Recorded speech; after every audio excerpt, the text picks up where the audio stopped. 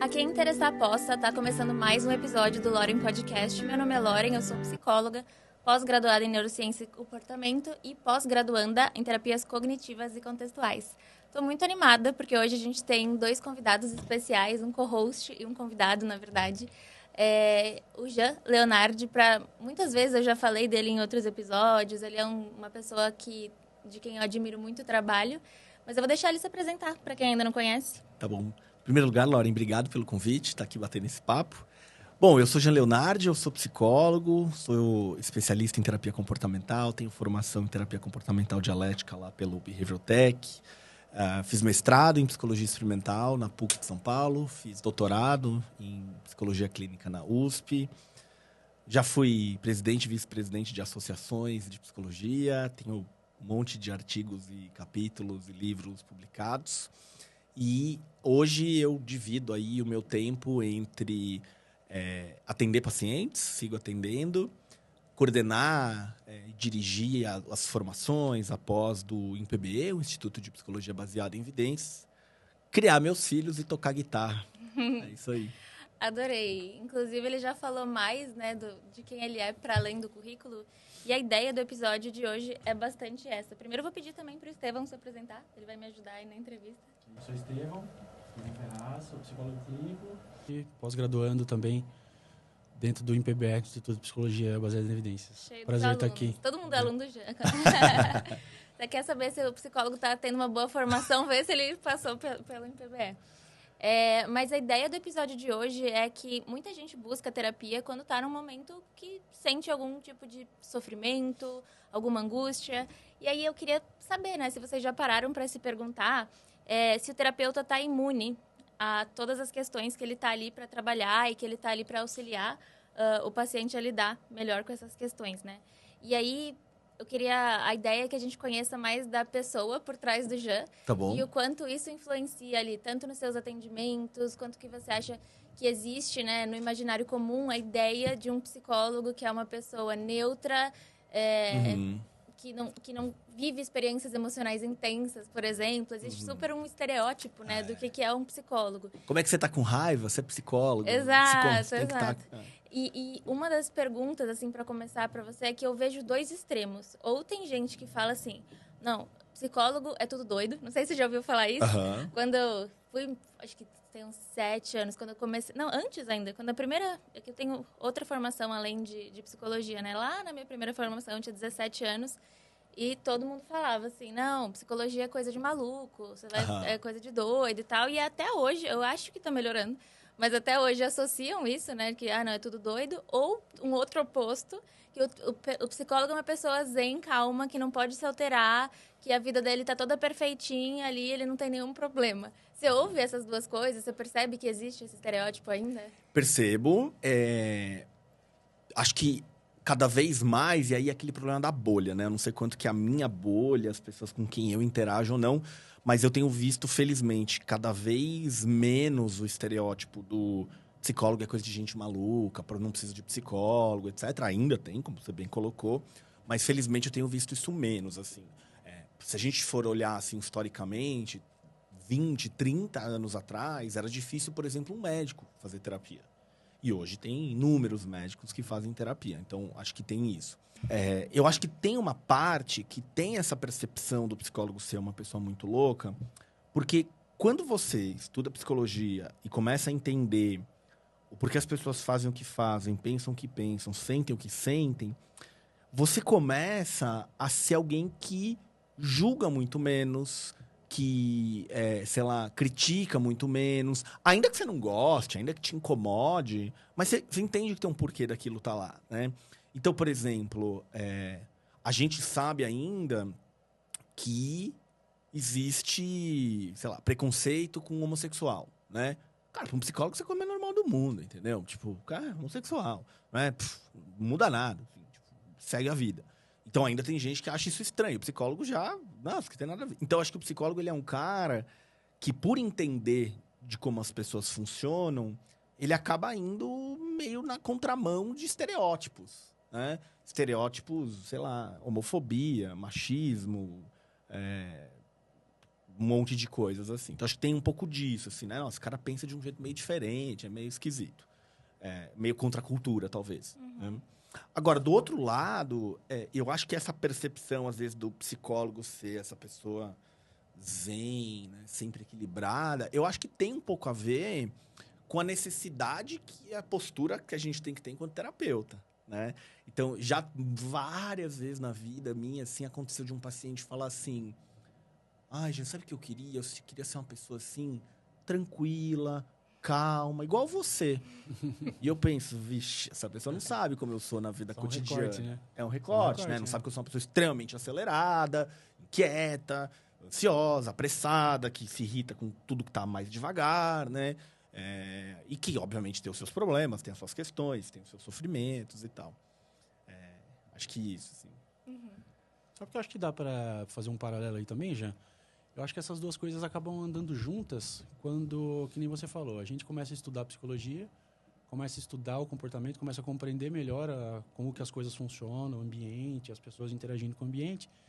E eu acho que também o fato de você começar a compreender melhor o funcionamento geral das coisas, digamos assim, acaba deixando você automaticamente com uma visão, assim, com uma percepção mais zen das coisas. Sabe aquela coisa de quando te perguntam, o que você acha disso? Você fala, depende. Porque você para de dar muitas opiniões, talvez, e pontos de vista categóricos. Né? Você começa a refletir muito mais. Então, eu acho que automaticamente, quando você mais aprofunda na psicologia, eu vejo isso também. Eu me tornei uma pessoa mais assim. Eu também era muito mais responsivo, no sentido de ser mais categórico, mais bate-pronto. Hoje eu paro... Mais reativo, eu paro para digerir muito mais. Perfeito. Porque eu falo, quantos ângulos tem isso aqui para olhar? Sabe? Tem muitos ângulos para olhar. Agora, isso que você falou da reatividade, Estevão, eu acho super interessante, cara, que tem uma coisa que, sendo psicólogo, sempre me irrita, já que a gente está falando aqui do lado humano das pessoas, né? Uma coisa que me irrita profundamente é o seguinte, eu duvido que qualquer pessoa que está nessa sala aqui tenha uma opinião, assim, muito acertada ou autoconfiante sobre como se constrói um prédio, né? Como que faz para um prédio não cair, onde que tem que ser a janela, que material que usa, quanto custa para fazer esse prédio, né? Ou eu duvido que alguma pessoa que está aqui nessa sala, nós três, a equipe, tem aí, acha que se precisar aí eu fazer uma cirurgia no pâncreas de alguém, tem essa habilidade. A gente não, se a gente acreditar nisso, provavelmente a gente vai falar que essa pessoa está delirando, talvez precisa ser internada, fazer uma... Né? Agora, todo ser humano parece que tem uma opinião sobre o comportamento humano. Sim. Né? As pessoas acham coisas. Então, eu vou contar uma coisa que aconteceu comigo recentemente. Eu estava num churrasco com amigos, tá? Amigos e tal, e que todos têm filhos mais ou menos da idade dos meus filhos, assim. Certo. Então, mais ou menos, todo mundo meio na mesma momento de vida, assim, né?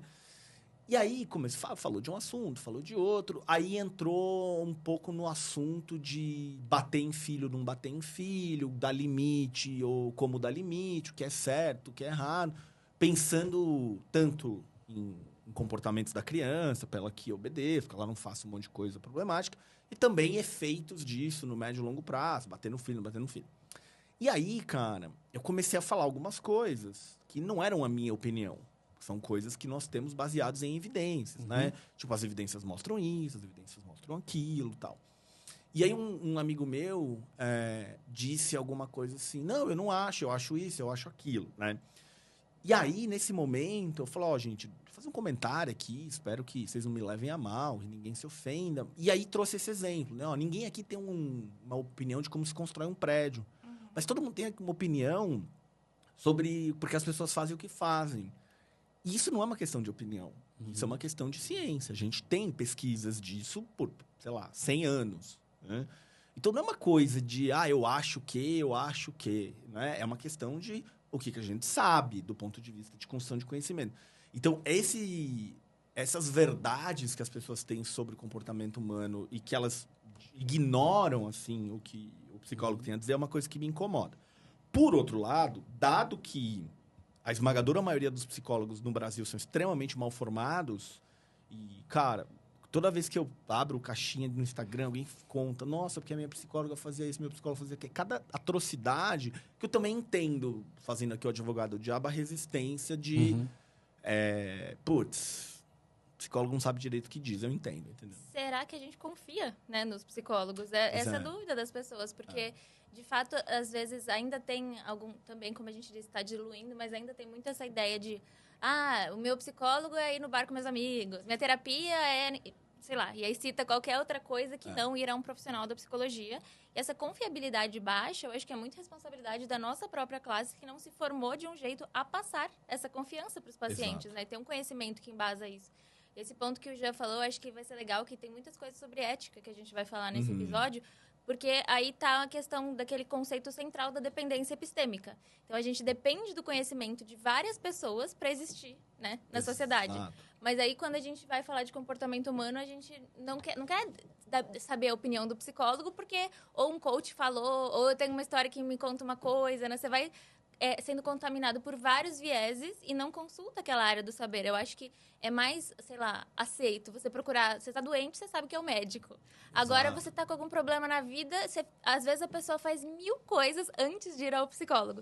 E aí ela chega lá pro João e fala, não, porque eu já tentei me tratar, eu já fiz reiki, eu já fiz teta healing. E aí a gente entra no Mas outro sabe o que é buraco, pior? né? Às vezes já fez terapia. E é uma terapia tosca. Né? O nível do psicólogo brasileiro é tão ruim que, por exemplo... sei lá, tem o pessoal aqui do áudio e do vídeo, né? Se algum deles fala aqui pra mim, você é psicólogo, pô, que legal, eu faço terapia. A minha primeira reação é, puta, coitado. Será que esse cara tá na mão de alguém tosco? Né? Até, Lori, vou fazer uma propaganda aqui. Acho que ali meados de agosto, pra quem tá vendo no futuro, né? Tô falando de agosto de 2024. Vai sair um episódio do meu podcast, o Saúde Mental em Evidência, em que eu fui o entrevistado. O meu host lá, o meu outro host, me entrevistou sobre o que faz uma terapia ser boa. Quais características tem que ter uma terapia, no sentido assim, se o psicólogo não trabalha assim, abre o olho. Se está procurando um psicólogo, talvez ele devesse trabalhar assim, entendeu? Então fica a dica aí, em breve de sair esse episódio lá. Adorei. Vai ser é uma discussão super longa, né? Acho que a gente não vai conseguir entrar em detalhes, então fica aí a referência para vocês. Já pesquisa e coloca aí de próximo, se você estiver ouvindo pelo Spotify, já põe na lista para ouvir. Lá no começo também você comentou sobre, às vezes, a percepção que as pessoas têm de um psicólogo ser uma pessoa mais centrada e mais comedida, é porque a gente precisa ter uma certa postura profissional, assim como qualquer profissão. Um advogado, enquanto ele está ali no papel de advogado, ele é esperado algumas coisas dele, e quando você está na vida pessoal, é esperado um outro conjunto. Por exemplo, um desses meus amigos que estava nesse churrasco, ele é ortopedista. Então, eu tô cansado de ver ele bêbado, tal, mas ele tá bêbado no sábado, fazendo churrasco com a família. E aí, já aconteceu de eu me machucar e ir lá no consultório dele, ele tá lá, todo correto, de jaleco e... Uma coisa não anula a outra. Desculpa te interromper. Não, imagina. E aí, eu queria saber, nessa postura, o que tem que, muitas vezes, na faculdade, por exemplo, de psicologia, é falado sobre a necessidade de uma postura impessoal, de uma postura imparcial e neutra. Por exemplo, já ouvi falar que se você usa aliança de relacionamento, tem que tirar para fazer o atendimento, porque a pessoa não pode saber do seu estado civil. Já ouvi que se a pessoa tem tatuagem muito no começo da faculdade, eu fui perguntar, né? Já esconde aí. Eu fui perguntar, né? Não lembro. Eu tava tendo essa conversa e aí a visão dos professores era, assim, isso há uns 6 anos atrás. A visão deles era muito, muito estrita sobre como ter tatuagens, por exemplo, não era uma coisa que um psicólogo deveria, né? Ou deveria esconder, caso tivesse. Então, de onde vem essa ideia de que o psicólogo, assim, existe? Eu entendo a parte da postura profissional, né? Mas que neutralidade é essa que chega até outro extremo, né? Isso é uma besteira. Porque é o seguinte... Então você é casada e você usa uma aliança. Se você atende o paciente com aliança, ele vê que você é casada. Agora, se você atende ele sem aliança, ele pressupõe que você é solteira. Você ser casada pode ter algum impacto, você ser solteira pode ter algum impacto, ou ambos não tem impacto nenhum, porque o paciente simplesmente não se importa. O que eu entendo que seja o mais provável. O que é mais provável? É mais natural que seja irrelevante. Seja irrelevante, exatamente. Por outro lado, você pode ter uma pessoa que diz assim... Existe uma discussão na literatura sobre o match, né? Como é que chama isso em português? O conjunto, caso... O vínculo ali mesmo. Não é o vínculo, é o encaixe. Compatibilidade. A compatibilidade, o encaixe, né? Né? Entre o paciente e o terapeuta. Por exemplo, eu tenho um amigo que tem uma clínica com mais de 2.000 psicólogos ativos, com quase 1.000 na fila de espera. E o que ele tem lá? Ele tem muitos dados, né? Então, por exemplo, é muito comum você ter uma pessoa negra que quer ser atendido por um psicólogo negro. É comum você ter uma pessoa homossexual que quer ser atendida por um terapeuta homossexual. Assim como há pessoas que são brancas, negras e tanto faz, e são homossexuais, heterossexuais e tanto faz. A mesma coisa eu poderia dizer da tatuagem, né? Por exemplo, se o meu pai fosse fazer terapia, talvez ter tatuagem incomodaria ele. Porque meu pai é de uma geração que tatuagem é coisa de quem foi pra cadeia e tatuou na cadeia. Ele não tem a visão da tatuagem como algo estético, como uma expressão, como algo que, tipo, não tem nada a ver com caráter, competência, etc. Tem uma outra parte que é também de postura, que é a seguinte.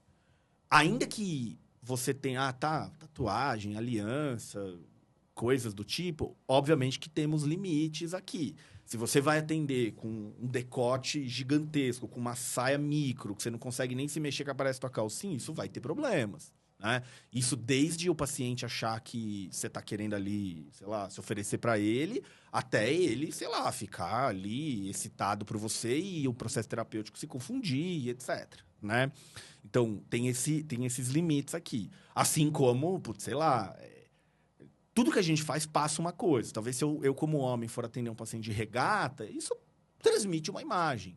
Que, sei lá, às vezes para atender um adolescente pode ser que transmite uma imagem legal, enfim, né? Agora, nesse sentido, eu sempre acho que a gente deveria fazer, guardadas essas proporções dos extremos, ser quem a gente é, entendeu? Estevão tem tatuagens. Cara, ele não precisa morrer de calor para cobrir as tatuagens, para ser terapeuta. Ele não precisa, né? Sei lá, você é casado e usa aliança, você não precisa tirar a aliança para atender. Entendeu? Eu, por exemplo, sou casado e eu não uso aliança. Eu não uso aliança porque eu não uso nada, porque qualquer coisa que pega no corpo me incomoda. Relógio, anel, me dá um... Não consigo, assim. Tem uma coisa que, sim, cabe ao psicólogo ter a imparcialidade como alvo. Não quer dizer que você sempre vai conseguir ser.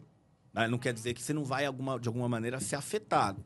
O quanto isso te afeta se isso atrapalha a relação, se isso está fazendo você de um profissional pior, aí você vai precisar achar maneiras de contornar isso. Tipo, uma supervisão, em última análise, até um encaminhamento. Né? Sei lá, imagina que você recebe um paciente que quer começar a terapia porque o pai morreu faz uma semana, não está sabendo lidar. Só que o teu pai morreu também faz 10 dias. Cara, talvez você fale, cara, isso não é para mim agora. Né? Tipo, não dou conta disso aqui. Né? Agora, uma coisa que é um mito da terapia é a história dos conselhos, que tem a ver com imparcialidade. Às vezes as pessoas falam assim, afinal, psicólogo pode dar conselho ou não? E a resposta de todo bom psicólogo vai ser qual, né? Depende. Porque agora, qual é o ponto do depende? Imagina que você, Lorena, é minha paciente. E você, sei lá, fuma 3 maços de cigarro por dia, tá? E eu sei que, cara, fumar 3 maços de cigarro por dia é uma desgraça para tua saúde. Talvez você fique fedendo. Talvez você tenha problema no teu relacionamento amoroso que teu parceiro reclama que você está sempre fedida. Talvez isso atrapalhe a tua produtividade no trabalho, porque toda hora você precisa sair ali da mesa para ir fumar ali fora, etc. Né? Agora, não cabe a mim dizer, Loren, você tem que parar de fumar. Você não pode mais fumar. O cigarro está te atrapalhando. Não é para você fumar, vamos parar de fumar. Não cabe a mim. Cabe a mim fazer o quê? Analisar os impactos do cigarro na sua vida. A decisão é sua. Beleza? Beleza. Agora, imagina que você chega para mim e fala assim, primeira sessão, Jean, eu tô aqui porque eu fumo 3 maços de cigarro e eu quero parar de fumar, só que eu não consigo. Aí eu vou te dizer tudo que você tem que fazer. Aí eu vou dar um monte de conselho. Porque aí não é conselho sobre faça isso ou não faça aquilo. É isso que você quer? É isso que eu quero. Tá aqui, ó. É assim que se faz, sob a ótica do que a gente tem de pesquisa científica. Você precisa usar isso, fazer aquilo, tal técnica, não, entendeu? Queria saber de você, assim, indo para o aspecto um pouco mais pessoal, que você é um cara que não é de muito tempo para cá que você abre um pouco mais essa questão da sua vida particular no que diz respeito a seu gosto musical, por exemplo. De vez em quando você vai lá, empolgado, posta você tocando e tudo mais. Você, particularmente, fica reticente, às vezes, para postar essas coisas, de acordo com essa dinâmica de mostrar o que a gente pode ser ou não, ter a postura neutra do psicólogo ser o cara neutrão, Ou hoje você já tá totalmente desencanado disso e vai naturalmente porque você é isso e ponto? Tá. Então, eu diria que eu não me importo, assim, porque eu não tô fazendo uma coisa errada, no sentido de, sei lá, não é que eu tô fazendo um discurso de ódio, não é que eu tô fazendo um comportamento que, sei lá, incitaria alguém a fazer algo perigoso, né? Tipo, faça mal, tal. Eu costumo postar nos meus stories, por exemplo, coisa tocando guitarra.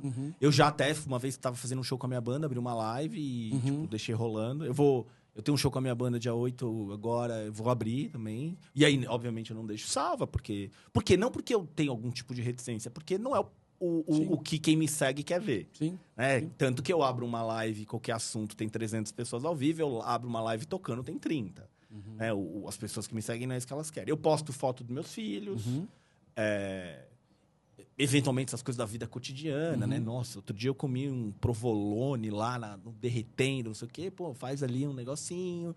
Mas, cara, eu faço bem o que é compatível com a pessoa que eu sou. Sim. Uma vez eu tive auxílio de uma social media e, cara, ela deu várias sugestões e falei, não vou fazer. Não, ela queria que eu chegasse assim no café da manhã.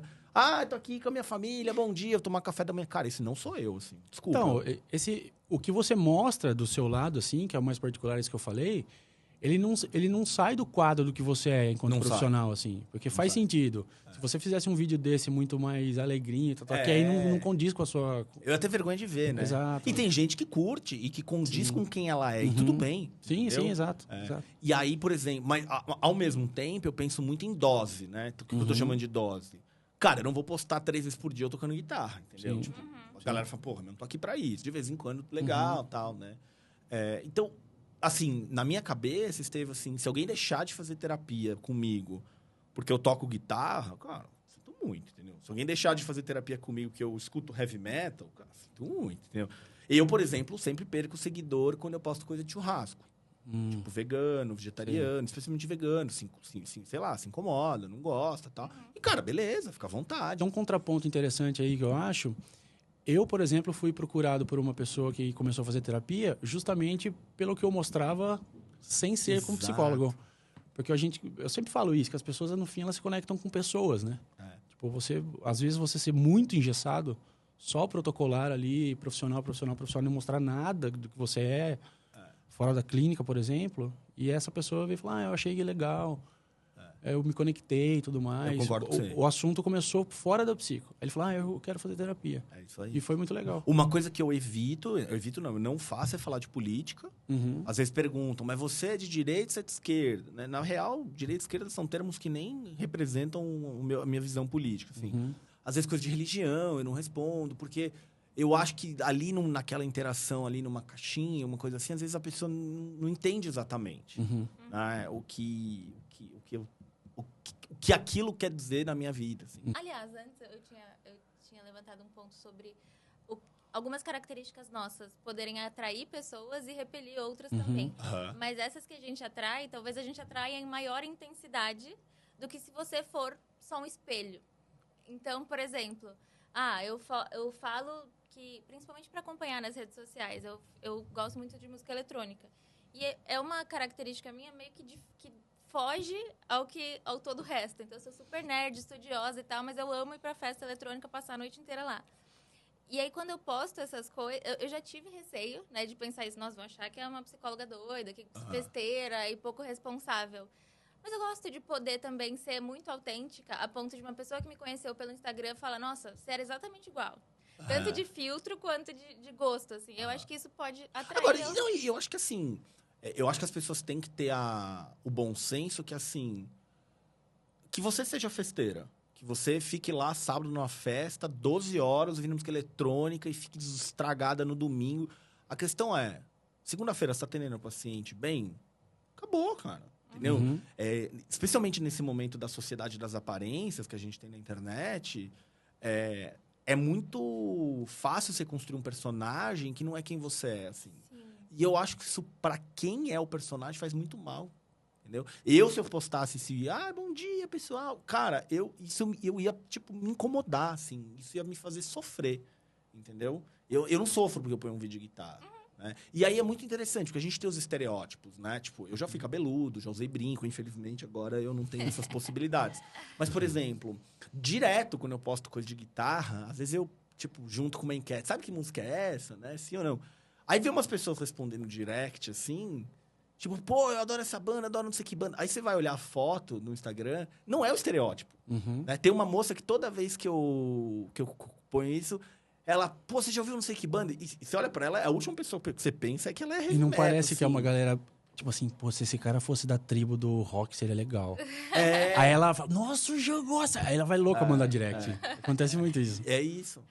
E até tem uma série, depois a gente vai querer conhecer mais do Jean, que talvez você não mostre tanto, então a gente saber as séries que você assiste, mas eu queria falar de uma série em específico, não sei se vocês conhecem, que chama Severance.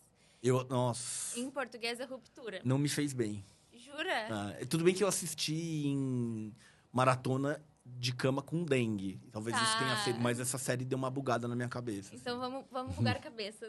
Tipo Black Mirror, né? Tipo Black Mirror. A premissa da série, pra quem não acompanhou, se não me engano, é no Apple TV, pra quem quiser checar depois. Ó o spoiler, hein? É verdade, calma. A Letícia fala que até sinopse é spoiler, mas eu vou tentar seguir só a sinopse. Ele é um personagem que ele tem a vida dele, então ele tá ali na casinha e tudo, mas quando ele chega no trabalho, ele passa por um procedimento específico que ele perde toda a memória de quem ele é enquanto pessoa física lá fora da empresa. Então, ele chega na empresa, ele meio que ativa o lado da mente dele, que é de trabalho, e ele simplesmente é um funcionário. Enquanto ele está dentro do trabalho, ele não se lembra quem ele é lá fora, e nenhum dos outros funcionários também, e vice-versa. Quando ele tá na vida dele cotidiana, ele não sabe com o que ele trabalha. Exato, ele não faz ideia do que ele faz dentro da empresa. E essa série me pegou muito, pensando no nosso contexto de psicologia, de não existe essa possibilidade de cindir ao meio quem é a Lauren pessoa física e quem é a Lauren psicóloga. Né? E eu acho que por muitos anos existiu, talvez pela herança psicanalítica em específico, um esforço dessa pretensa neutralidade. Eu lembro, eu não sei se eu já te falei, mas eu fiz por 9 anos análise lacaniana. E ela usava muito uma metáfora de que eu tô aqui para ser só um espelho. Então, assim, ela queria ser só um espelho pra mim. E depois eu fui descobrir coisas da vida dela. Tipo, ela teve que desmarcar uma vez porque o marido morreu. E eu nunca soube que o marido dela morreu. Coisas estranhas, né? exato. Estranho. E aí, eu fico... Eu não sei, foi mind-blowing, assim, pra mim pensar nessa possibilidade do como que a gente pode e o quanto a gente precisa separar o que é o Jean pessoa do que é o Jean psicólogo quando a gente tá ouvindo a história de alguém. Então, eu acho que tem uma parte que a gente... É impossível separar, obviamente, mas eu acho que tem uma parte que é a seguinte, né? Você é uma pessoa, eu sou uma pessoa, o Estevão é uma pessoa, a gente tem os nossos valores, as nossas crenças, as nossas dores, as nossas capacidades, as nossas incapacidades.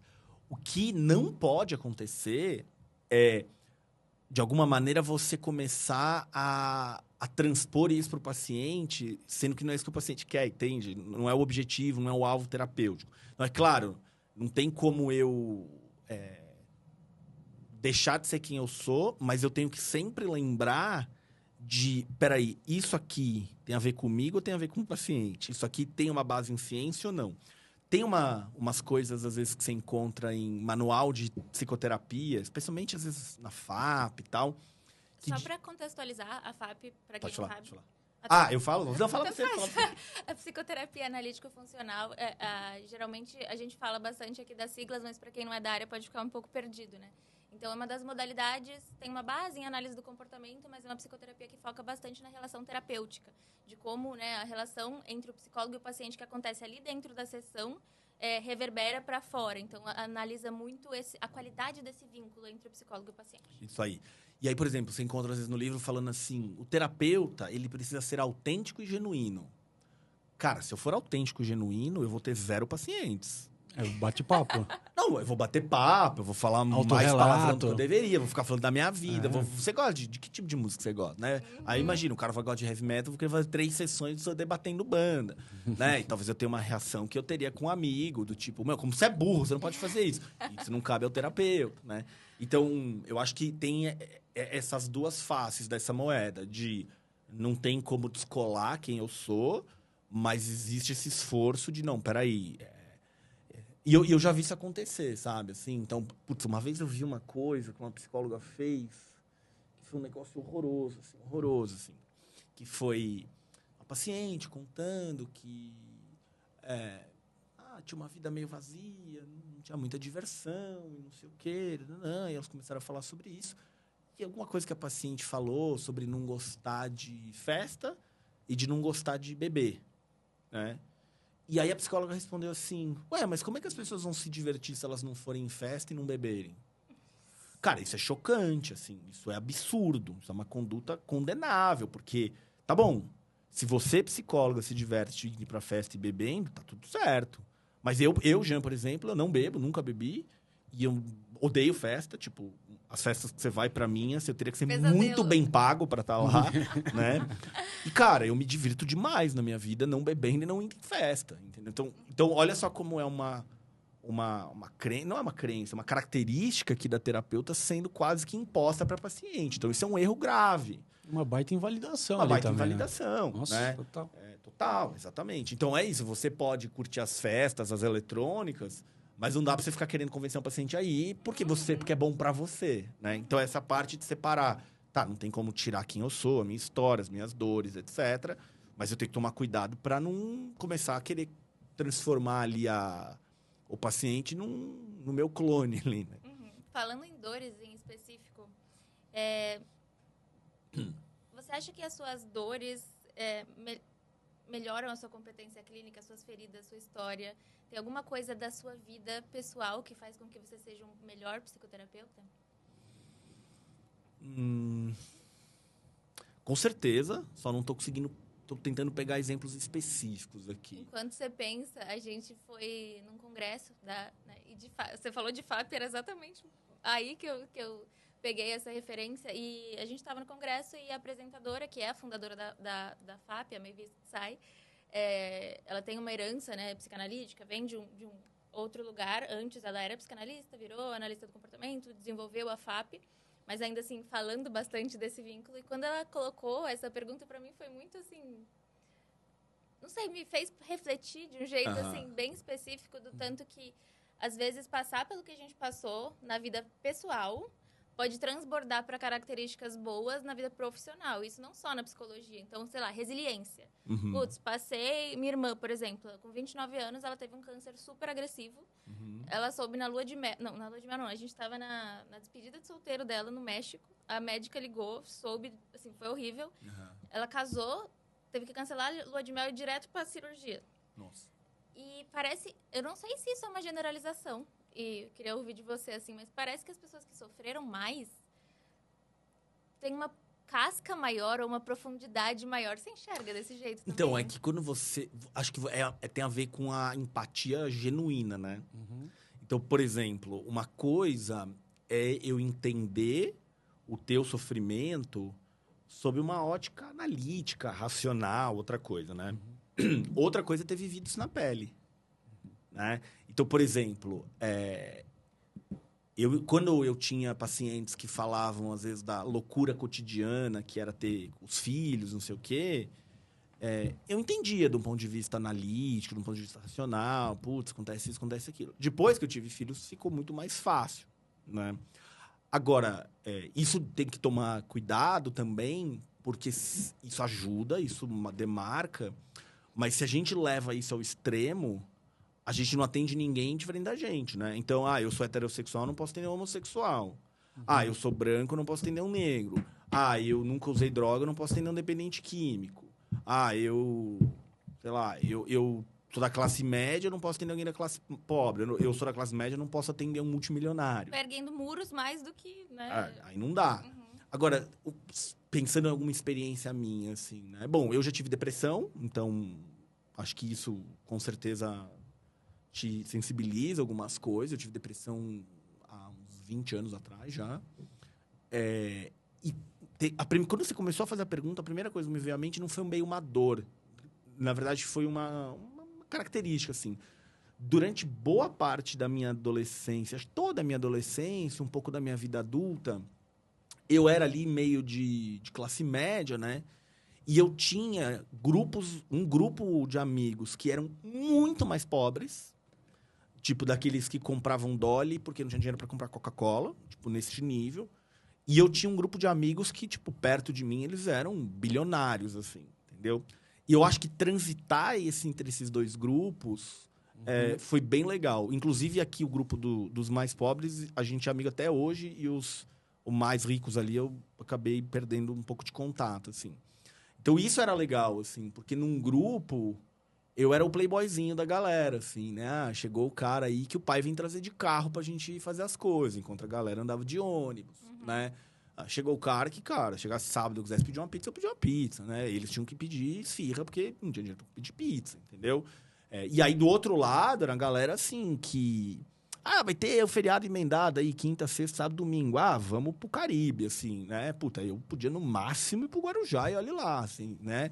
Então, isso foi legal, assim. Então, eu tenho, por exemplo, aluno que, às vezes, pega um paciente, tipo, multimilionário e o cara fica meio perdido, assim, né? E existe até mais facilidade de cair num julgamento, né?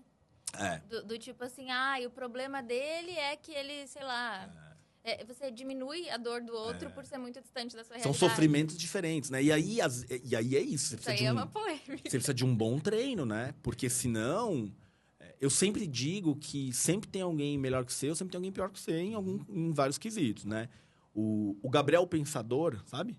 Ele tem uma música que eu não lembro o nome... Mas a música é uma música, assim, cara, eu nem escuto, assim, porque me dói, assim. É uma música que é como se fosse um mendigo narrando que o sonho dele era poder morar na favela. Entende? Então, assim, olha o tamanho do sofrimento aqui. E aí, o que acontece? Aí você vai atender um multimilionário que tem um sofrimento que, comparado a isso aqui, é de completa outra natureza... Você tem que ser treinado para entender. Isso aqui é um tipo de sofrimento, isso aqui é um outro tipo de sofrimento, isso aqui é outro tipo de coisa de sofrimento. Ainda que você reconheça que a desigualdade social é um problema, ainda que você reconheça que seria melhor se a gente não tivesse, etc. Eu acho que eu me relaciono muito bem com esse exemplo que você deu. Inclusive, no congresso, eu respondi muito semelhante a isso. Coloquei justamente a questão da dor. Pelo fato de ter tido depressão profunda, tudo mais. Hoje está estabilizado, beleza. Mas isso ajudou na questão da empatia genuína, que nem você falou. Mas uma coisa que eu não tinha pensado e que foi muito bom, assim, foi essa questão que ele falou de transitar em todos os públicos, assim. Que eu falo, acho que a gente até conversou em off disso já, que eu converso com qualquer pessoa muito fácil, assim. Desde pequeno também, meu pai sempre me levou para ir com ele nos lugares que ele ia com os amigos. Então, desde pequenininho, lidei com muita gente mais velha, muita gente mais nova, fazendo também trabalhos em comunidades carentes, em casas de apoio.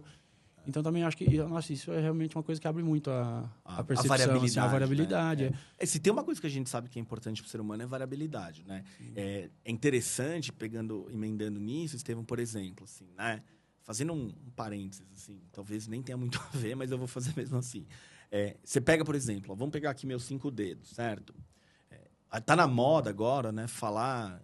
os coaches e os influencers e os livros de autoajuda sobre o propósito de vida, assim, qual é o seu propósito de vida, assim, né? E aí, o que acontece? A primeira coisa é que esse negócio de o propósito de vida é uma ilusão. Você vai ficar correndo atrás do próprio rabo. E aí, o que a gente já sabe? Que, na verdade, quanto mais propósitos você tiver e um equilíbrio entre eles, mora a chance de ser feliz. Porque pensa comigo, ó. Imagina que você diz assim, ó, a minha vida... é o trabalho. A minha vida é a carreira. Beleza? Então, vamos botar ela no dedão. Pegou num ponto sensível aqui. Tô tá, seguindo. Então presta atenção. Ó. A minha vida é aqui, ó, é a carreira. Tá? Beleza. Agora, pensa comigo, ó. Tua vida é a carreira. Tá. Deu um problema na carreira, você não tem mais nada. Acabou a tua vida. Imagina o seguinte. Você é psicóloga. Você teve uma doença severa, um câncer de garganta. Acabou a tua vida. Você não tem mais nada. Agora, vamos olhar para a minha vida. Eu tenho a minha carreira, eu tenho meus filhos, eu tenho a minha banda, eu tenho o jogar videogame, eu tenho meu casamento, eu tenho a luta, Muay Thai. Tá longe de estar aqui, mas tô pondo, tá? Tá na outra mão. Eu tenho a luta tá lá. Eu tenho um monte de coisa. Então, é claro que aqui, obviamente, que a gente tem dose, né? Ainda que eu tenha toda essa variação, se um filho meu morre, provavelmente a minha vida vai ser catastrófica, vai desabar. Não sei se vai ter recuperação, né? Só de imaginar, me trava a garganta, assim. Mas olha só que interessante. O dia que, sei lá, dá problema no meu trabalho, eu tenho o resto sustentando. O dia que eu brigo com a minha esposa, eu tenho o resto sustentando. O dia que meus 2 filhos estão chatos, birrentos, difíceis, eu tenho o resto sustentando. Sabe? Então, isso é muito claro, assim, já. A gente já sabe da importância dessa variabilidade. E, olha só que interessante. Não sei se vocês conhecem. Já ouviu falar do Harvard Study of Adult Development? Né? O estudo começou em 1938 e que está acontecendo até hoje. Só um disclaimer. Quem não assistiu ao episódio 1, eu falei exatamente sobre esse estudo lá, que é um dos maiores estudos longitudinais sobre felicidade. E tem o livro que eu indiquei lá no primeiro episódio. Maravilha. E aí, olha só que louco, né? Aqui, os caras estudaram trocentos fatores. Eu não sei se vocês sabiam disso, mas um dos sujeitos de pesquisa aqui se tornou presidente dos Estados Unidos da América. O quê? Não sabia. Amei essa fofoca científica. E aí, o que acontece? Tem gente aqui que foi pra cadeia. Tem gente aqui que morreu jovem. Tem aqui gente que tá viva. Tem gente aqui que sei lá o quê, né? Tem gente aqui que tá pobre. Tem gente aqui que tá milionária. Assim vai. Então, eles conseguiram estudar trocentas mil variáveis. E aí, o que eles descobriram? Que o grande preditor de uma vida feliz são relacionamentos. E, mais do que isso, relacionamento, eu já vou dizer que relacionamento, mas relacionamento foi o maior preditor também de longevidade, de anos vivos. Mais do que colesterol, mais do que sedentarismo, mais do que obesidade. E aí, que relacionamento?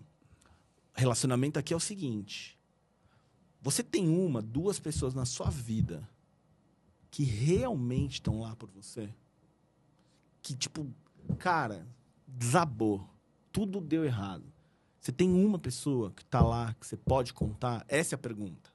Ah, eu tenho 7 milhões de seguidores no Instagram. Você tem essa 1 pessoa? Esse é o preditor. Entendeu? Então, isso para pegar variabilidade. E aí, olha que doido, né? A gente vive numa cultura em que isso vem mais ou menos, começa nos anos 70. Quer dizer, isso começa há bem mais tempo, mas isso se intensifica nos anos 70, que ser feliz é ter sucesso. Ter sucesso é ter dinheiro. Agora, pensa comigo. Com raras exceções, para você ter bastante dinheiro, você precisa trabalhar bastante. E quando você trabalha bastante, o que você faz? Você não alimenta os outros dedinhos aqui, ó. Você não alimenta aquele relacionamento, você não alimenta aquele hobby. Gente, eu não tô fazendo um discurso aqui, vai vender brinco na praia e ser feliz. Não é disso. Eu tô falando de equilíbrio. Eu trabalho pra caramba, entendeu? Mas é essa variabilidade aqui, né? E aí, a gente também já sabe que a ciência já tem jeitos de como usar dinheiro para ser feliz. Só que, podemos abrir esse parênteses depois se vocês quiserem ou não, mas a gente vem se desenvolvendo numa cultura que tudo gira em torno de comprar. Por exemplo, eu tenho uma coleção disso no meu computador. Tem um anúncio, uma propaganda de um cartão de crédito dos anos 90, que é assim: se a felicidade é um estado de espírito, use o cartão XYZ como teu guia espiritual. Eu acho que eu lembro disso aí. Entendeu? Nossa. Tem, por exemplo, é comum, né, quando uma mulher casa, jogar o buquê, né? Tem uma propaganda de quando lançou o iPhone 5, do iPhone 4 pro iPhone 5, Jogava a propaganda 4, né? era ela jogando o 4 pra galera. Tipo, eu venci. Uma dúvida sobre isso. Você comentou que na década de 70 tinha mais essa percepção de atrelar a felicidade a sucesso a dinheiro. Desde então, né? Isso só vem piorando. Tá. Isso veio também de uma pesquisa do tipo, a que a gente sabe da felicidade, de que relacionamentos são importantes hoje, ou mais era o status quo ali que você acha, você analisa que isso era relevante? Na verdade, isso vem de estudos mais sociológicos, assim. Existiu Então, essa... então, você pega, por exemplo... Você tem um autor, por exemplo, que chama Oliver James, que ele cunhou um termo que ele chama de... Como é que é? Afluenza. Ele criou esse termo afluenza de 2 termos. De affluence, que é tipo, né, grana, riqueza, e influenza, que é a gripe. Então, ele misturou de afluenza, né? O affluence com influenza. E ele tem um livro, ou mais de um livro, que ele discute todas essas análises, por exemplo, de como a gente foi construindo uma cultura que felicidade é igual a comprar. Só que o que a gente sabe? A gente sabe o seguinte: Eu, por exemplo, toco guitarra, né? Eu vou lá e compro uma guitarra nova.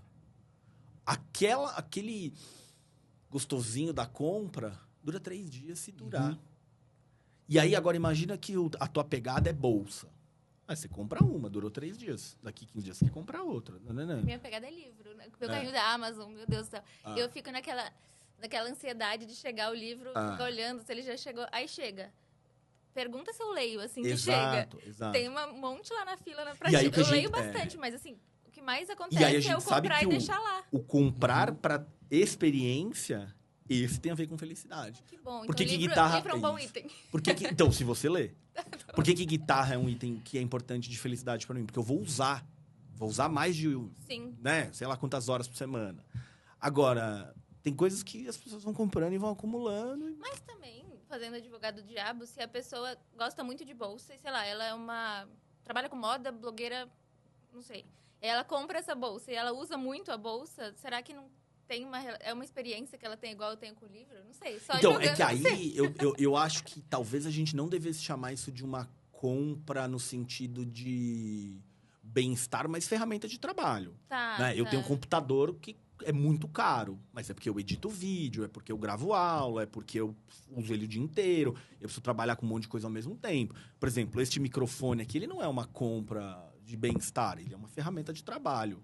Tem essa entendeu? separação. Tem essa separação. Entendi. Acho que cabe fazer um filtro da real necessidade daquilo também. Exatamente. É o que você está falando. Por exemplo, dando o próprio exemplo do microfone. Mesmo que se eu fosse pirado por áudio e vídeo, é um baita microfone de qualidade, perfeito para o que é necessário aqui. Não tem necessidade de daqui 2 meses eu comprar outro. Falar, nossa, tem um melhor que esse. Qual vai ser a diferença para quem está assistindo? A prática diferença. Vale a pena colocar R$5.000 a mais nisso? Essa é uma ótima pergunta. Isso me lembrou, Estevão, de fazer uma outra, que é assim... O que mais vale na vida de qualquer pessoa, e se a pessoa parar para refletir, ela vai chegar nessa conclusão, é tempo. Sim. Tá? Quanto tempo de vida você gasta para comprar um microfone novo? Exato. Calcular, né? Tudo na vida é perda de oportunidade. Quando a gente está aqui, tendo essa conversa, todos nós temos tendo perda de oportunidade. Sim. Né? A gente não está estudando, a gente não está atendendo um paciente, eu não estou com meus filhos, a gente não está descansando, a gente não está comendo. Quando você está comendo, você não está fazendo um monte de outra coisa. Quando você está atendendo, você não está fazendo uma... E aí a pergunta é, quanto vale isso aqui? O famoso... Em termos de horas dedicadas à minha vida. Cada escolha é uma renúncia. É isso que eu ia falar. O famoso cada escolha é uma renúncia. Só que muitas vezes uma renúncia não refletida. Que você está no automático. Você comprou a cultura do consumismo, você comprou a cultura da aceleração e você não pensou. Isso aqui, em nome do que eu estou fazendo isso aqui? Sim. Entendeu? Tem que... E acho que entra muito, né, um trabalho na psicoterapia que veio se acentuando nos últimos tempos, que é trazer os valores do cliente, né, em pauta. Às vezes a pessoa tá lá só vivendo, acordando, dormindo, sem parar. E, de fato, o que é importante para mim? Exatamente. Né? Simplesmente repetindo o mesmo padrão. Você tinha comentado, então, né, eu acho que uma metáfora que ficou para mim de tudo que o Jean falou é sobre a importância da variabilidade, da gente distribuir, né, ali nesses pilares do que é importante para nós. É aquela metáfora de não colocar todos os ovos na mesma cesta. Isso é o que a gente faz nos investimentos de dinheiro, isso, não é? Eu ia fazer. Meu pai fala isso sobre dinheiro. A gente pode usar isso para o quanto você investe, né, de tempo e de coração mesmo, né? Você se investe em cada uma desses pilares da sua vida. Eu acho que fez bastante sentido para mim. Vou levar essa para refletir em casa depois de quando você falou, né? O trabalho é a vida. Então, preciso refletir sobre isso. Ter um trabalho. Outra coisa que você falou também foi que existe uma empatia... Eu não lembro se isso é um termo que eu li em algum lugar ou se... Não sei, mas uma empatia mais racional e uma empatia mais sensitiva. Essa é uma palavra péssima, mas você entendeu o que eu quis dizer. E aí você poderia ter essa empatia racional por atender um paciente que tinha filhos. Você acha que aconteceu alguma coisa na sua vida quando você virou pai? Na sua vida não, óbvio que na sua vida aconteceu. Aconteceu alguma coisa no seu trabalho? Você percebeu o impacto da paternidade na sua clínica? Porque eu tenho... Desculpa, eu já te dou a palavra, mas eu tenho uma amiga que engravidou e ela falou assim, meu Deus, foi tipo um negócio meio divisor de águas, assim. Eu tinha uma paciente que estava grávida e agora que eu ouço ela estando grávida, parece que abriu um jeito de pensar que não existia antes, sabe? Então, eu achei muito louco como essas nossas experiências resvalam ali no atendimento. Mas essa palavra que você falou, abrir uma coisa que não existia antes, essa é a resposta. Porque, ó, vamos voltar para os meus dedos aqui. A câmera pega os meus dedos, não? A câmera aérea pega? Pega? Então, vamos voltar para os meus dedos. Vamos imaginar agora que dá para eu ter dedos mais gordos e mais magros, pensando em termos de quanto eu ponho naquilo, de tempo, de energia, nanana. Então, imagina assim, ó. Imagina que... E vou te falar como alguém que... Bom, você conhece a minha carreira, né? Quão alucinado eu fui, né? Em estudar, tipo... Terceiro da faculdade, eu fui parar no pronto-socorro, porque acharam que eu estava tendo um treco, assim, né? Eu dormia 4 horas por noite, estudava o dia inteiro sem parar, nos intervalos de aula eu ia estudar, meus amigos iam me arrancar da biblioteca porque ia achar que eu ia ficar doente, né? Até que um médico falou, bicho, não dá pra você viver a vida assim, né? Então, eu já fui esse cara. Só que o que acontece, né? A gente tá vivendo o tempo todo numa dinâmica, certo? Então, o exemplo que você trouxe da sua irmã, lua de mel, vamos viajar, pá... descobre um negócio, você muda a rota. Né? Agora, não é que ela vira e fala assim, não, a lua de mel é mais importante do que a cirurgia do câncer. Não, né? A gente até provavelmente impediria ela de viajar se ela quisesse tomar uma decisão diferente. Né? Então, a coisa muda. Então, o que acontece? Imagina que eu tenho um dedo aqui, bem gordo de trabalho, né? Tô investido, e eu não tenho esse outro dedo aqui. Tem um dedo que eu não tenho. A hora que, sei lá, nasce o filho... Opa, agora eu tenho um dedo aqui a mais. Então, para eu ter um dedo aqui, eu preciso emagrecer os outros. É mais ou menos assim, né? Se eu pegar essa garrafa de água aqui, eu só tenho isso de água. Eu posso pôr tudo para mim, eu posso pôr metade para mim, metade para você. Eu posso pôr metade para mim, metade para você, metade... Metade não, né? 3 metades não vai dar. Não sabe fazer conta, gente. Um terço aqui, né? Ou eu posso... Entende, assim? A conta vai sempre ser 100%. A conta, exatamente. Porque você é um. Eu sou um só. Quantos por cento vai para cá, para lá, a balança vai sempre... Exato. E aí, o louco é que a cada coisa que acontece aqui, o valor de cada coisa vai se transformando. Né? Então, eu vou te dar um exemplo. Eu vou tentar encurtar essa história, senão vou ficar falando aqui até amanhã. Na adolescência, eu queria ser músico profissional, entrei na faculdade de música, tive uma lesão... Aí abandonei, eu estava entre a música e a psicologia, abandonei a música e entrei na faculdade de psicologia com 23 anos. Mas só para entender, a lesão impediu que você tocasse? Foi na Isso, mão? Foi uma lesão de tocar mesmo, por erro de postura, o professor não percebeu, nananã. E aí aquela coisa de, não, uma semaninha se tocar, anti-inflamatório, tá bom, e nunca ficou bom. E eu fiquei 17 anos sem tocar. Até achar um cara que trabalhava com fisioterapia baseada em evidências e fez eu tocar em 15 dias. Né? Então, o que acontece aqui? As evidências não são importantes, né? E aí, o que acontece aqui, ó? Nesse intervalo de tempo que eu não tocava, o meu grande hobby era videogame. E o videogame, além disso, era uma importante socialização na minha vida. Por quê? Porque meus amigos jogavam videogame, foram todos embora morar na Suécia, certo? Então, a chance que eu tinha ali de falar besteira, de trocar ideia, de ficar 2 horas falando da vida... e contar de uma coisa legal que aconteceu na minha vida, ou reclamar, ou falar mal da minha esposa porque a gente brigou, sei lá o quê, era ali, né? E aí, beleza, jogava, sei lá, um tanto por semana, bom, assim, tá? Antes de ter filho e tal. O que aconteceu? A hora que eu voltei a tocar guitarra, essas horas quase sumiram. Isso não é ruim, porque é uma prioridade minha. Só que note que eu ainda tenho a variabilidade. Tem hora que eu tô chutando bola com meu filho. Tem hora que eu tô brincando de pega-pega com a minha filha. Tem hora que eu tô trabalhando. Tem hora que eu tô aqui gravando podcast. Tem hora que eu tô tocando guitarra. E óbvio que vai ter momentos em que... É que nem você ir viajar, passar uma semana comendo pra caramba, você dá uma engordada, aí você volta, você dá uma compensada e resolve, né? Então, por exemplo, vai ter momentos ali que eu tô alucinado no trabalho, porque estão acontecendo coisas mais importantes, né? Precisa fazer alguma coisa específica, tal, né? Vai ter um momento que, cara, essa semana aqui eu vou trabalhar bem menos, porque eu vou ter um show com a minha banda num boteco, entendeu? Que eu faço por hobby, tanto faz se o cara me paga, não me paga. Pô, eu preciso repassar aqui os solos para ver se eu não vou esquecer de nenhum deles e tal. Então, essa variabilidade é crítica, assim. E eu não sei se vocês percebem a importância disso que o Jean tá falando, e o quanto a gente não pensa nisso no dia a dia, na relevância do tempo, eu acho, não sei, né? Quanto mais o tempo passa para mim, mais eu valorizo o tempo. Acho que essa é uma tendência natural das pessoas.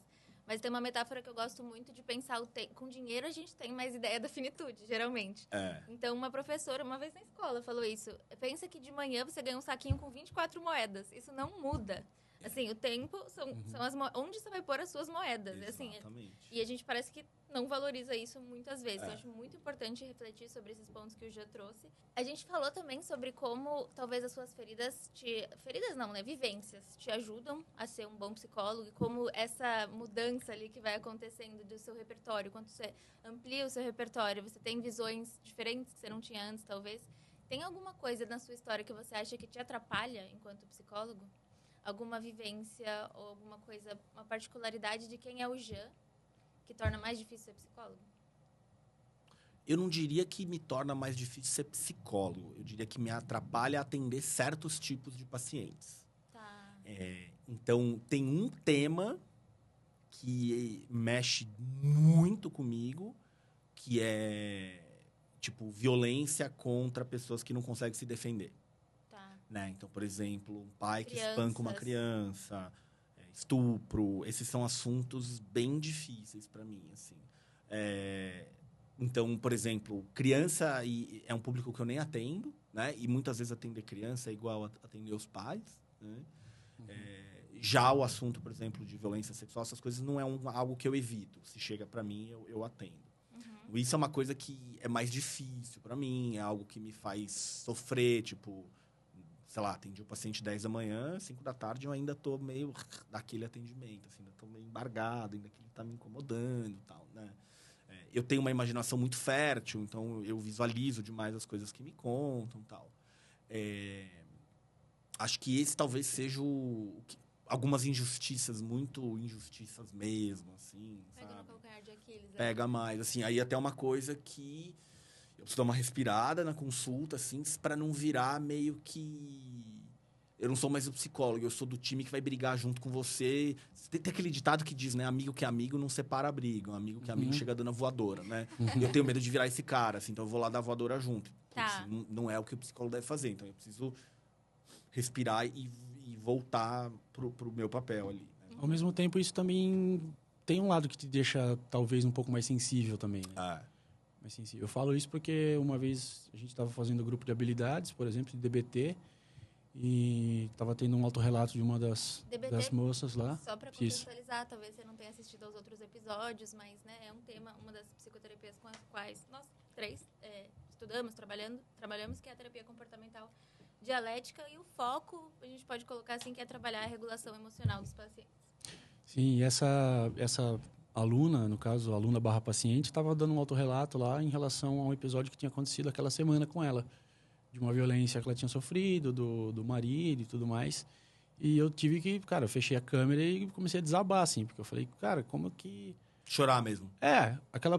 Vem aquela sensação de, cara, como que um cara consegue fazer isso? Aí eu começo a tentar me imaginar, né, no lugar da pessoa agredindo. Eu falo, cara, não dá. Eu começo a tremer, me dá nervoso, cara. Sabe? Isso eu acho que, apesar de ser uma coisa que você tem que se segurar também, que nem você falou, né, de às vezes querer ser o cara que vai entrar dando a voadora junto com a moça e tal, ao mesmo tempo acho que deixa mais sensível também. No sentido positivo, claro. Né? Outra coisa que eu acho que eu queria te perguntar, você comentou que às vezes esse tipo de temática faz com que você leve para casa, vamos colocar assim, a dor. Também tem um outro mito, não sei quantos pacientes que não estudaram psicologia pensam isso, mas é de que assim, a relação psicólogo-paciente é estritamente um vínculo daquela hora, e aí o psicólogo vai te atender e tchau, acabou, né? Além de existir um trabalho técnico por trás dessa hora, que você vai ter que estudar o caso, formular o caso, levar para a supervisão e debruçar, né, sobre a história de vida daquela pessoa, existe um afeto. Existe uma preocupação real e genuína, espero que da maior parte das pessoas que estão nos ouvindo são psicólogas, com a melhora do paciente. Mas aí, pensando no outro lado, o quanto a gente tem que se cuidar para não levar demais e se contaminar demais, em especial, talvez, atendendo um caso muito difícil ou de uma temática muito sensível para nós. O quanto isso é importante, né, da gente se proteger e como que a gente faz isso? Então, eu acho que a primeira coisa é de longe, é a competência técnica. Quanto mais você tiver a competência técnica, mais seguro você fica, né? Então, vou te dar um exemplo que, infelizmente, eu vou ter que assumir aqui, né? Eu tinha meses de formado, tá? 3 meses de formado, estava atendendo um paciente que mencionou ideação suicida. Sabe o que eu fiz? Mandei internar. Não era o que era para ser feito. Tinha 1 milhão de outras coisas para fazer e hoje, pensando retroativamente, certamente não seria um paciente para internar. Por que eu mandei internar? Porque eu não sabia o que fazer. Porque a faculdade não me ensinou o que fazer. Percebe? Porque, inclusive, eu já tinha uma especialização que também não me ensinou o que fazer, né? Então, a primeira coisa é competência técnica. Se eu não sei o que fazer, como fazer, quando fazer, eu já estou numa desvantagem muito grande. Mas você disse porque isso, por exemplo, você não tinha o conhecimento que você tem hoje, então essa falta de conhecimento te deixou inseguro e foi isso que você levou para casa? E aí você agiu na insegurança e não no conhecimento? Exatamente. Tá. Né? E, não sei o que fazer, então vou internar. E o que eu quero dizer? Acho que eu não... Boa pergunta, porque acho que não estava ficando claro onde eu queria chegar. Quanto mais eu sei o que eu estou fazendo, menos eu carrego uma coisa de será que eu fiz a coisa certa? Será que esse paciente não sei o que lá? Né? Pode acontecer muita coisa ruim com esse paciente, mas eu sei que eu dei o meu melhor. Tá. Porque eu realmente sei o que fazer. Né? Então, isso é uma coisa. Nesse caso, você tentou, por falta de conhecimento, você tentou se resguardar do que colocaria esse paciente numa situação de menos perigo possível. É isso, eu então, preciso proteger esse cara não pode morrer. Então, talvez, não quero ter culpa, né? Exato. Nem era isso. Não. Nem era isso. Não tava pensando em mim. Tava pensando assim, esse cara não pode se matar.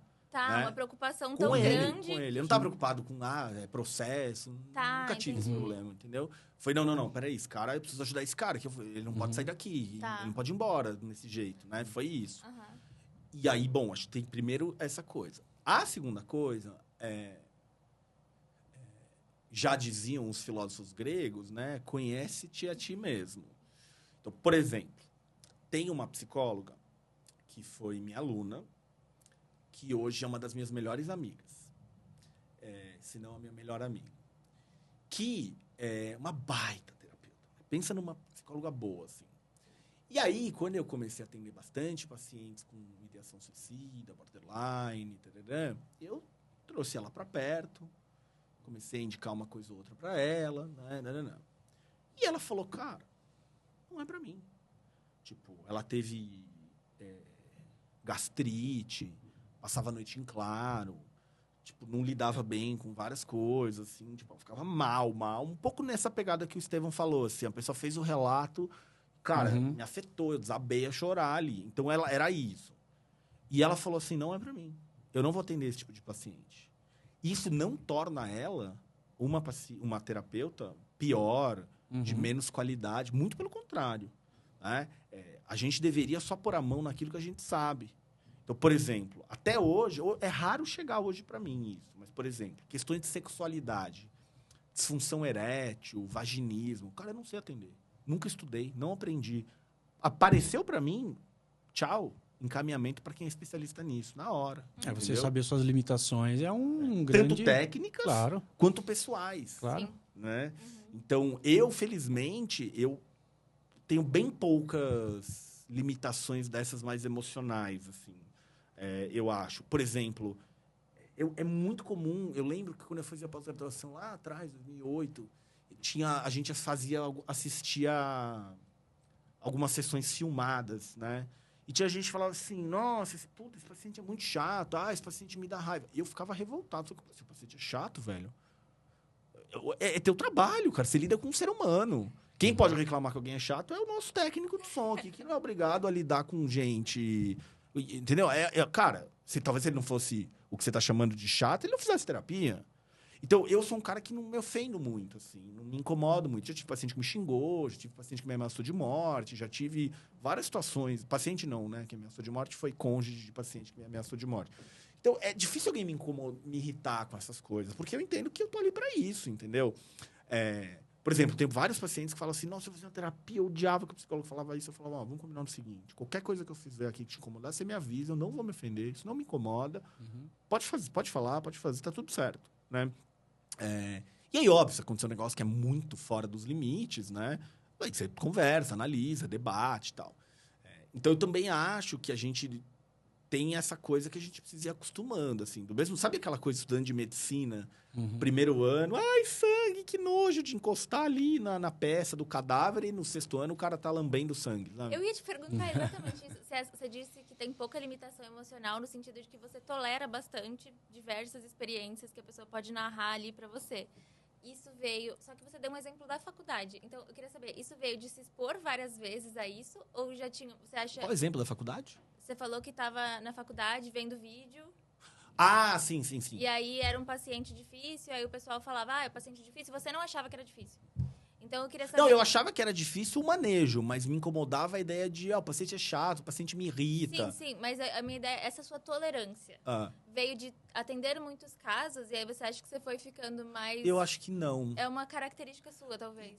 Acho que também não. Eu acho que foi o que eu desenvolvi ao longo dos primeiros 5 anos da faculdade. Tá. Porque, por exemplo, eu entrei na faculdade com um certo posicionamento político. Que foi exatamente invertido de ponta cabeça para o final da faculdade. Né? Talvez eu reproduzisse o que meu pai acreditava e falava, e eu nunca tinha parado para pensar e simplesmente repetia o que ele dizia. E quando eu comecei a pensar um pouco mais com a minha própria cabeça, eu falei, puta, não é nada disso que eu acredito em outra coisa. Né? E acho que a hora que você realmente entende que tudo e qualquer coisa que a pessoa pensa, faz e sente tem um conglomerado de vetores que levam a ela a fazer a única coisa que ela poderia fazer, dada a genética, o ambiente, a cultura, pode te irritar, pode te incomodar. Mas a hora que você entende, tudo alivia, né? Tudo fica mais fácil. Você, putz, é por causa disso, por causa daquilo, por causa de... Né? Então, é mais ou menos assim, ó. Se a gente, sei lá, a hora que estiver saindo daqui, o Estevão pisa no meu pé. Imagina que ele tá de coturno e eu tô descalço, né? Então, tipo, dói pra caramba, assim. Vai doer. Mas o fato de eu saber que foi sem querer, né? De ele ter, pô, gente, peraí, putz, foi desculpa, tal. Isso já tira um pouco do sofrimento, né? Não tira da dor do pé. A dor vai doer. Mas essa compreensão já se alivia muito, né? Seria outra coisa se eu soubesse que ele pisou de propósito porque ele queria me machucar. Né? Isso é um pouco que eu estava falando no começo, aquela hora, em relação a quando você... Inclusive, você convergiu totalmente. É o que eu falei. De quando você está na faculdade, você vai aprendendo como funcionam as coisas, o ambiente e tudo mais, você passa a ser mais compreensivo em relação a tudo. Exatamente. Você entende, né? Tipo, por que o cara está reagindo daquele jeito, porque você sofre menos e digere mais, observa e aí, mais. É claro que, assim, isso eu vou fazer com o meu paciente na vida cotidiana, eventualmente, lógico. Eu vou ficar irritado, eu vou ficar bravo, eu vou questionar. Sim. Mas eu não sei, eu acho que às vezes o psicólogo esquece que esse é o trabalho dele. Entendeu? O seu trabalho é lidar com gente que pode ser difícil. Tem um meme, não sei se vocês já viram esse meme, fala assim, eu fico chateado que as pessoas só me procuram quando tem problemas. Aí eu lembro que eu sou psicólogo e tudo bem, né? Então, tipo... Cara, é o teu trabalho. Se você não quer fazer esse trabalho, vai para outra área. A gente comentou bastante sobre a vida pessoal do psicólogo, essa interface, né? Como é que funciona a vida pessoal do psicólogo como terapeuta. E a gente não falou de uma coisa que também é frequentemente dita na faculdade, que todo psicólogo precisa ter feito terapia alguma vez na vida. Você acha que sim? Você concorda? Não concordo. A gente tem um mito de que todo mundo precisa fazer terapia. Né? E eu discordo disso. Para mim, é equivalente a dizer todo mundo precisa ir no ortopedista. Tá? Há momentos que você precisa ir no ortopedista, há momentos que você não precisa ir no ortopedista. Agora, o que eu quero dizer com isso? Terapia é uma forma de prestação de serviços na área da saúde para você mudar comportamentos, pensamentos e emoções relacionados a sofrimento. É para isso que terapia serve. Beleza. Agora, essas pessoas aqui que têm um sofrimento importante, que querem produzir mudanças, eu acho que elas devem fazer terapia se elas tiverem oportunidade de tempo, de dinheiro, de acesso, etc. Agora, existe uma outra coisa que dizia Sócrates que uma vida não refletida é uma vida que não vale a pena, que eu acho que todo ser humano deveria refletir sobre a própria vida. A terapia é um lugar que se pode fazer isso. Mas é possível fazer isso de outras formas também. É possível fazer isso com filosofia, é possível fazer isso com solitude. Sabe o que é solitude? Diferença de solidão para solitude, né? Com solitude. É possível fazer isso com leituras de livros, né? Eu fiz muito dessa reflexão na minha vida com letra de música. Né? Sim. Você provavelmente também. Né? E o estilo de música que a gente ouve... Sim. Tem muitas, né, reflexões variável, né, essas coisas. Então, aí a terapia pode ser uma opção, mas ela não é a única opção, entendeu? Agora, sobre o psicólogo, assim, você pode aprender a fazer uma cirurgia sem nunca ter sido operado, né? Veja o dentista. O dentista nunca consegue cuidar dos próprios dentes, a não ser escovando os dentes e fio dental, né? Se um dentista precisa fazer algum procedimento, ele precisa ir em outro dentista. Né? Então, ele nunca fez nele mesmo. Então, eu acho que terapia é a mesma coisa. Dá para você ser um bom terapeuta sem precisar ter feito, porque é um conjunto de competências, tá? Agora, se você quer ser psicólogo, você é um psicólogo, que você tem dificuldades, problemas, limitações, é uma coisa que você quer mudar na sua vida, faz sentido fazer. Agora, só vou fazer porque eu vou ser psicólogo, eu quero ver como é que é, eu não acho que isso é uma obrigação. O requisito da formação não faz sentido, né? Não acho que é obrigatório, não. Comentou que há 20 anos você teve esse episódio depressivo. Na época, você fez terapia? Como foi essa experiência? Então, na verdade, eu não era, né, da área da psi ainda. Eu tava... Foi logo após a minha lesão na música. Então, acho que é importante entender um pouco do contexto, assim, Lauren. Eu era a promessa da pessoa que ia dar errado na vida, tá?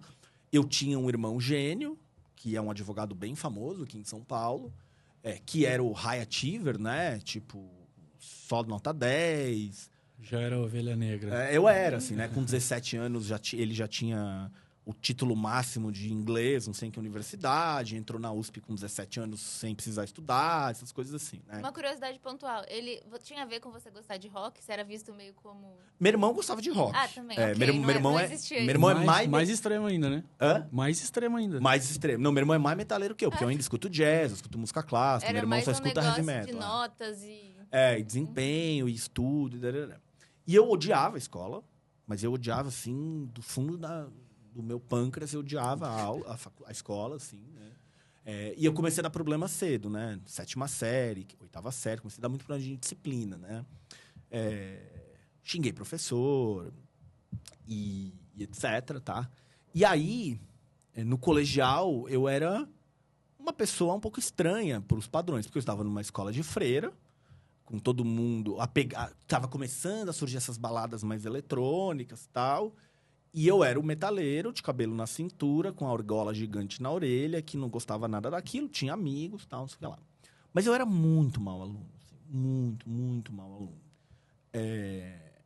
Então, se você pegar ali meu histórico escolar do colegial, o primeiro colegial, o segundo colegial, eu passei tudo com média 5. O terceiro colegial, minhas notas vão tudo para 8, 9. Sabe por quê? Porque eu desisti de tentar, eu colei em tudo. Tá? Você tem ideia, o meu vestibular para psico, a prova de física e de química, eu não li. Eu fui direto no gabarito. Eu só passei na primeira lista, não sei da onde veio, mas eu aprendi a escrever bem cedo. Então, eu tirei, 9,8 na redação e isso fez eu entrar. Mas aí, o que aconteceu? Então, eu era esse aluno que odiava a escola, não sabia nada, passava de recuperação, passei de conselho. Uma vez precisava tirar 18 numa prova, que valia 10 e tal, não sei o que lá. E aí, no segundo colegial, primeiro colegial, eu me encantei por psicologia. E estava começando com um negócio um pouco mais sério de música. No terceiro colegial, eu entrei para uma banda de pessoas 15 anos mais velhas do que eu. Então, eu tinha 17 anos, eles tinham, 30. A gente gravou um disco. E as coisas começaram a acontecer, assim, né? E nesse momento eu estava estudando violão clássico. O violão clássico é basicamente você tocar violão, só que é o repertório erudito, né? Que você pode tocar as músicas clássicas no violão. E aí, tem os... todo mundo sabe, ouviu falar, né? De Mozart, de Beethoven e tal. Existem compositores como esses que escreviam só para violão, né? Que não são compositores, assim, que as pessoas vão conhecer. Tipo, Fernando Sor, Mauro Giuliani, Francisco Tárrega e coisas do tipo. E aí, o que vai acontecer aqui? Eu entro na faculdade de música, contra a vontade do meu pai, que queria que eu fosse advogado. como ele é, como meu irmão é, como, né? Entro na faculdade de música e, tipo, puta, agora eu vou ser alguém, certo? Porque, tipo, entrei na faculdade de música, tocava 3 instrumentos, tocava um pouco de piano, tocava baixo elétrico, tocava violão clássico. E com a ideia de ser um concertista de violão clássico. Então, para você ser um concertista de violão clássico, você precisa estudar lá 6 horas por dia, coisas do tipo. Primeiro semestre eu me lesiono, tá? E aí, vou aquela história, me lesionei, parei de tocar na hora, ortopedista, 1 semana sem tocar, toma anti-inflamatório e vai ficar bom. 4 anos depois, eu já tinha gastado 2 carros em tratamentos. Depois de 15 anos, eu fui descobrir que 99% deles eram sem evidências, pseudocientíficos e blá, blá, blá. E aí, aqui, nesse bloco aqui de tratamento, que eu fico em depressão. Por quê? Um tanto por ter... Tipo, era a minha única chance de ser alguém na vida, assim, era pela música, né? E, mais do que isso, o que me lascava era assim... Eu tenho 21 anos, eu não estudo direito, né? Porque eu tô na faculdade, mas não tô na faculdade, porque eu fiquei fazendo só teóricas, né? Eu não trabalho. E eu ficava no dilema, assim, será que se eu fizer mais 2, 3 meses de tratamento eu vou ficar bom? Ou será que é melhor eu largar e fazer outra coisa da vida? Fazer outra faculdade e tal. Só que, putz, será que só mais 2 meses? Aí passava 2 meses, putz, será que é só mais 2 meses? Até que eu comecei a fazer um tratamento com um cara, um médico meio estranho, assim, tipo, ele ficava me contando uns absurdos da vida pessoal dele, que tinha amante, não sei o quê, mostrar foto da amante. Ah lá, falando de vida pessoal. Né? Autorrelato excessivo. E aí, um dia, cara, eu tô lá no tratamento com ele e tal, ficava fazendo umas aplicações, sei lá do quê. Ele vira e fala assim pra mim, você tá ligado que você não vai ficar bom, né? Eu falei, Ele falou assim, não, você vai poder tocar aí um violãozinho, né, na praia e tal, mas assim, 4 horas por dia nunca mais, né? Aí eu falei, essa informação foi libertadora. Porque agora eu tinha a decisão, não insista mais. Eu saí de lá, eu fui pra faculdade de música, trancar a matrícula, eu só tranquei a matrícula porque senão ia ficar gerando mensalidade, senão eu nem tinha ido lá, tinha só abandonado. E aí, bom, o que eu vou fazer da vida agora? Tenho 23 anos, né? Era muito óbvio pra mim que eu ia fazer psicologia. Só que aí eu comecei a pirar, né? Tipo, queria fazer psicologia, filosofia e biologia ao mesmo tempo. Dei umas piradas. Não vou fazer só psicologia e filosofia. Só que aí o que aconteceu? Como eu tinha esse histórico escolar, eu prestei, tipo, todas as faculdades, né? Da pior. E aí eu prestei a PUC de São Paulo, meio assim... me matricularam na FUVEST, eu nem fui fazer a prova. Eu não sei nem se meus pais sabem disso. Acho que eles vão ficar sabendo se eles verem isso aqui. Então, eu nunca contei pra eles. Que aí eu falei, o que eu vou fazer? Ficar 4 horas na FUVEST, cara, não vou fazer nem 10 pontos. Eu falei que fui pra prova e fui na casa de um amigo fazer churrasco. Aí eu fiz o vestibular da PUC e, cara, passei. Falei, caraca, eu não acredito nisso. Né? Chutando a prova de física, chutando. Foi tipo, ninguém acreditava. Como assim você passou? Né? Tipo, não era pra eu passar. Né? Só que aí o que aconteceu? Quando eu entrei na psico, eu já tinha o hábito, que era o padrão da faculdade de música, de estudar o dia inteiro. E a PUC era integral e todos os minutos livres que eu tinha, eu estudava. Um pouco porque eu fiquei com muito interesse no assunto.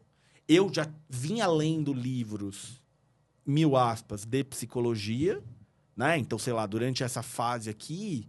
Eu li, tipo, programação neurolinguística, coisas que hoje eu sei que não fazem pé nem cabeça e tal. Mas era o que você ia na livraria e tinha para comprar. Sessão de psicologia Sessão de psicologia, até hoje, né? Então, eu ia lendo temas sobre a mente humana, que hoje eu sei que são tudo coisas patéticas e tal, né? Mas eu tinha esse interesse. Só que aí eu cheguei na faculdade, um pouquinho dessa sensação de tô atrasado, tenho 23 anos, vou fazer 24 anos daqui 2 meses, no primeiro semestre. E um pouco pelo interesse mesmo. E aí virou o quê? Aí virou uma coisa de estudar muito. Aí, por exemplo, fiz iniciação científica.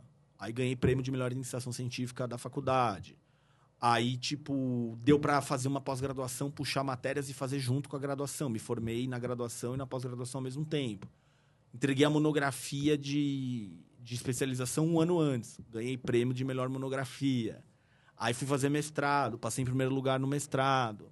Aí fui fazer doutorado, fui pedir a bolsa, fiquei em primeiro colocado. Aí a coisa começou a andar. E oportunidade, basicamente isso. Então, nessa fase aqui, ali que foi mais ou menos de 2001 a 2003, que eu tive depressão. Eu fui numa psicóloga, uma sessão, nunca mais voltei. Achei uma porcaria, assim. Um manejo. E eu nem entendia de psicologia, né? Mas eu me senti muito mal na sessão, assim. Meio julgado, meio... Porque como a minha lesão não aparecia em ressonância magnética, o papo era, você não tem nada, isso é coisa da sua cabeça. E a interpretação dessa psicóloga era assim, no fundo, lá no inconsciente, você não quer ser músico. E essa lesão é pra te proteger. Eu achei isso, você tá de sacanagem comigo. Você tá falando que eu não quero ser músico. Nem precisava ser psicólogo. Não, o que me irrita muito de algumas linhas teóricas é partir do pressuposto de que você tem um conhecimento maior do que o cliente quer. É a primeira vez que ela estava te vendo na vida. Tipo, 15 minutos de consulta. Exato. Como que ela sabe o que você realmente quer lá no fundo, né? Não, e era assim, você tem uma dor que não aparece no exame, logo ela é da sua cabeça, logo ela significa isso. E hoje, por exemplo, todo o estudo da dor, a gente sabe que dá pra você ter 1 milhão de dores crônicas sem aparecer em exame nenhum. Exato. Né? O correlato biológico também dos transtornos mentais, nada a ver. Nenhum argumento faz sentido, Nada né? a ver. É isso, é uma pessoa que... Aí, de lá, eu fui numa outra, que foi uma experiência mais ou menos parecida.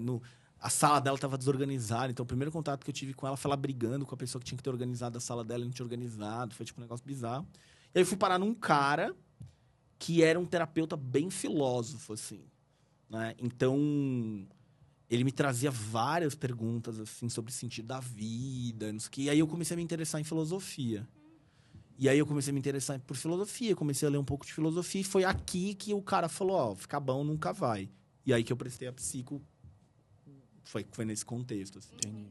E até foi importante você trazer os contextos, porque é comum, né, que talvez alguém que, enfim, não é da área, olhe e fale, não, mas ele fez um tratamento que funcionou porque ele melhorou da depressão. Mas como a depressão também é uma coisa que depende... eu tomava um monte de remédio. E outra, depende de muitas variáveis. Depende da mudança do contexto que ele teve completamente ali de se realizar na faculdade. Depende do remédio. Então, não necessariamente a gente pode dizer que você melhorou porque, né, funcionou. Exatamente. Já entra nisso. Então, eu quero aproveitar, Gê, para te agradecer. Foi um prazer enorme te receber aqui, poder conhecer mais um outro lado, que às vezes, né, a gente não tem tanta oportunidade de falar, de ter esses papos. Foi muito importante para mim. E também você, como eu já comentei no começo do episódio, falei algumas vezes, você é uma inspiração para mim. Teve um momento da sua vida, né, que você achou que você não ia ser ninguém na vida. Então, às vezes, né, como as histórias das pessoas que a gente admira, às vezes a gente não sabe os bastidores, né? A gente não sabe que, hoje que o Jean é a maior referência em PBE do Brasil, e o Jean, né, eu acho que muitas pessoas nutrem uma admiração por você sem nem ter ideia, né, de que você passou por tudo isso. Então, foi muito legal ouvir dessa história. Fala pro pessoal que talvez ainda não te acompanhe, como é que faz para te ver nas redes sociais, acompanhar seu trabalho do IMPBE. Tá ótimo. Em primeiro lugar, Glorinha, obrigado pelo convite, adorei o papo aqui. Valeu, Estevão, também. Valeu, Jean. Bom, quem quiser me acompanhar, eu tô no Instagram, no @JeanLeonardi. Não é Jean, é Jean Leonardi. Eu posto... Isso aí, eu posto lá toda hora sobre ciência, psicologia. De vez em quando uns videozinhos tocando guitarra, né? Eu tô também no YouTube, no meu podcast, que chama Saúde Mental em Evidência, que tá lá e tá no Spotify. E eu sou o diretor acadêmico científico do IMPBE, o Instituto de Psicologia Baseada em Evidências. Lá a gente tem uma especialização, lato sensu, reconhecida pelo MEC, em prática baseada em evidência, em psicologia clínica. O Estevão é nosso aluno, a Loren será em breve. Serei em breve. Né? E quem quiser saber mais disso, a gente tem um curso de formação também que pode fazer desde o primeiro dia de aula da psicologia. Recomendo que faça para já ir suprindo os buracos. E lá você encontra no inpbe.com, inpbe.com. E mais uma vez, obrigado. Perfeito. Quer falar sobre suas redes sociais também? Como é que faz pra gente? Eu tô no Instagram, mais fácil, né? Estevão F. Camargo, é isso, Instagram. E para quem é mais visual, como eu sempre faço, na quarta-feira, que é o dia que o episódio vai ao ar, lá no meu perfil do Instagram, @loren.beiran, também tem um post com todas as referências que a gente, porventura, citou aqui. Então, eu vou colocar a pesquisa que já citou, vou colocar o IMPBE, vou colocar a série como indicação. Então, lá você pode ter um apanhado aí de coisas, desdobramentos, que, caso esse episódio tenha te ajudar a refletir, tem um direcionamento melhor ali. Muito obrigada pela companhia, espero que você tenha aproveitado essa experiência assim como eu, e até a próxima. Tchau, tchau.